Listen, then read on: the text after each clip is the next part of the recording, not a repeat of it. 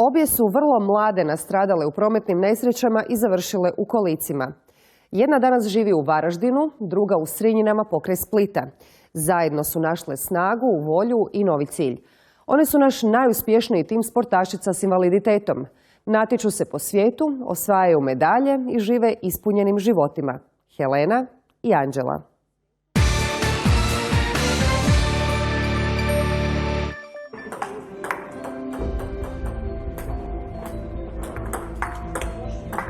Nikad ne odustaje u ničemu, mislim koliko god te neke teške životne traume mogu pogoditi, ali ja mislim da stvarno čovjek nikad ne smije odustati dok nije kraj. Zapravo u stolnom tenisu sam ja sama sebe pronašla. Svaki dan izgrađujem neko svoje osobno mišljenje. Svaki dan se susrećem s novom situacijom. 1997. Helena je bila 17-godišnja rukometašica. Živjela je u Varaždinu. Znači, prošlo je 18 godina. 18 godina će biti uskoro, da.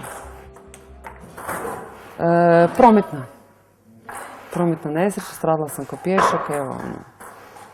9 godina poslije, 2006. 13-godišnja odbojkašica Anđela vraćala se s natjecanja iz Makarske kući, u Srinjine pokraj Splita.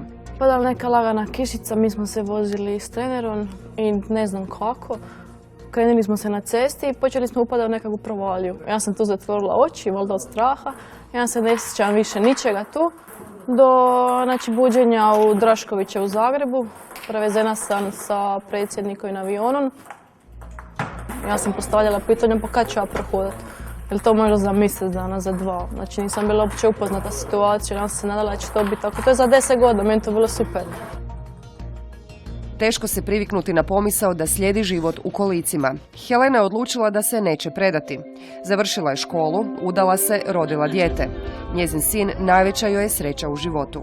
Baš sam u tom nekakvom stanju htjela još više pokazati da mogu napraviti na neki drugi način, ne ono ko prije, ali bilo što. Ja sam znala da će se nešto danas sutra dogoditi. Nakon operacija Anđela je završila na rehabilitaciju u Varaždinskim Toplicama.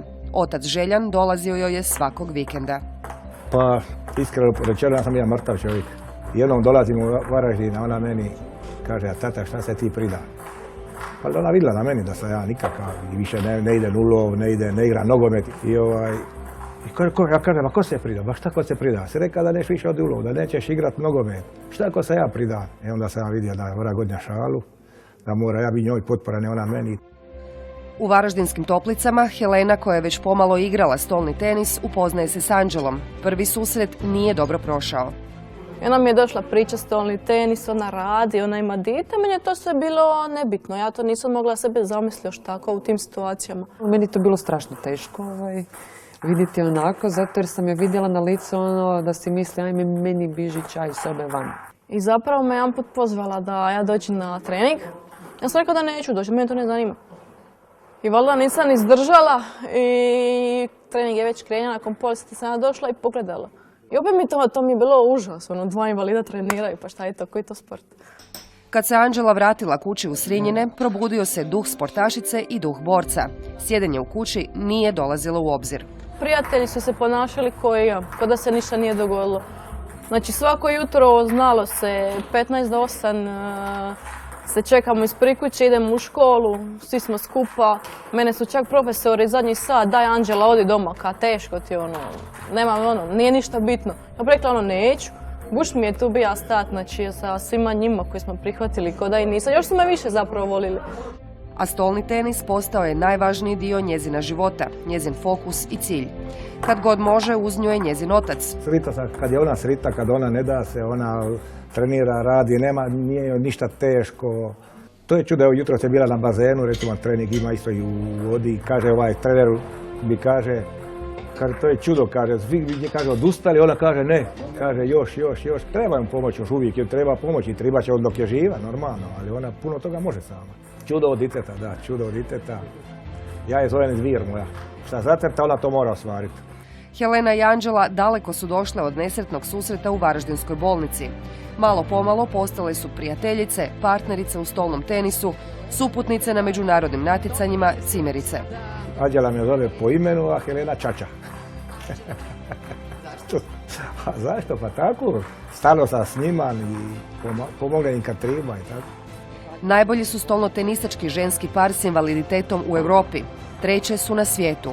Recimo kad se svirala hrvatska himna po prvi puta, to je bilo 2013. kad smo ja i Anđela postale europske prvakinje, to je isto jedan moment di bi htjela bi da u biti svake godine svira himna i da ponovno to doživim.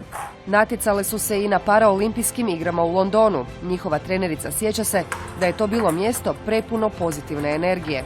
Čovjek kad dođe s takvih igara, onda ja mislim da ima 1-2 mjeseca rezerve da živi i gleda pozitivno.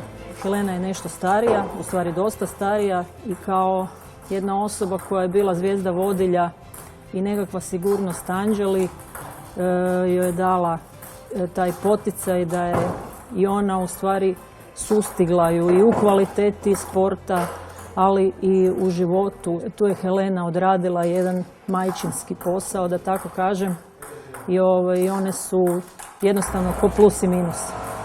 Heleni je danas 35, Anđeli 22.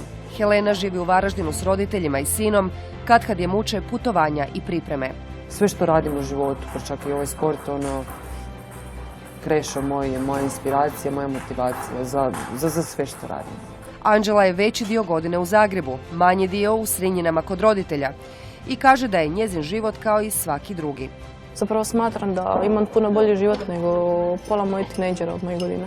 Putujem non stop, uživam u tome, treniram, evo primam stipendije, mogu slobodno sama živjeti, imam svoju budućnost, a puno njih nema, puno njih je doma. Obje su danas profesionalne stolnotenisačice koje žive od invalidnina i zasad solidnih stipendija. Radila sam posao, nisam ga mrzila prije, on je normalan posao, ali ovaj baš radim iz ljubavi. To je čar u svemu ovome. Unatoč životu u kolicima nikad se nisu predale očaju. Život ide dalje. Tu život ne prestaje. Još ćete se više razviti. Svaki dan ćete vidjeti da možete nešto više, bit ćete zadovoljniji.